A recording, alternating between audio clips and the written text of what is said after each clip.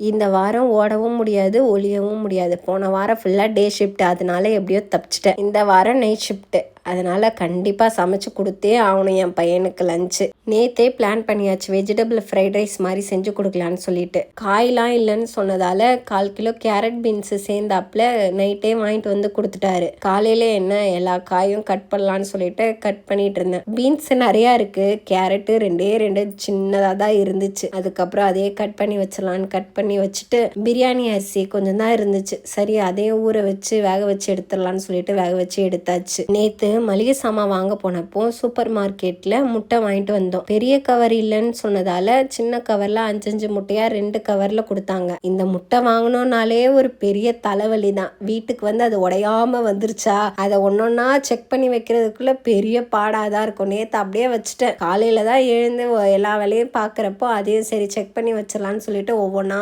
எடுத்து செக் பண்ணி வச்சிட்ருக்கேன். என் ஹஸ்பண்ட் எப்போல்லாம் முட்டை வாங்கிட்டு வராரோ கண்டிப்பாக அதில் 1-2 உடஞ்சே போயிருக்கும். உடஞ்ச முட்டையை வேற வீட்டில் வச்சுட்டு இருக்க முடியாது இல்லையா, அது உடனே யூஸ் பண்ணிடணும். உங்கள் வீட்டில் இதை மாதிரி வாங்கிட்டு வரப்போ முட்டையை உடைச்சிருக்காங்களா? கண்டிப்பாக கமெண்ட் பண்ணுங்கள். எல்லாத்தையும் செக் பண்ணி வச்சுட்டு வெஜிடபிள்ஸை கட் பண்ண ஆரம்பிச்சிட்டேன். கேரட்டை சின்னதாக கட் பண்ணிவிட்டேன். அதே மாதிரி பீன்ஸையும் பொடிசாக கட் பண்ணி எடுத்துக்கிட்டேன். அதுக்கப்புறம் என்ன, வெஜிடபிள் ஃப்ரைட் ரைஸ் செய்கிறேன்னு சொல்லிவிட்டு அதில் ஒரு முட்டையை உடச்சி ஊற்றி எக் ஃப்ரைட் ரைஸாக மாற்றியாச்சு. அதுக்கு தொட்டுக்கிறதுக்கு அப்பளம் வச்சுட்டு ஸ்பூன் வச்சு க்ளோஸ் பண்ணி அவனோட லஞ்சை நான் முடிச்சிட்டேன்.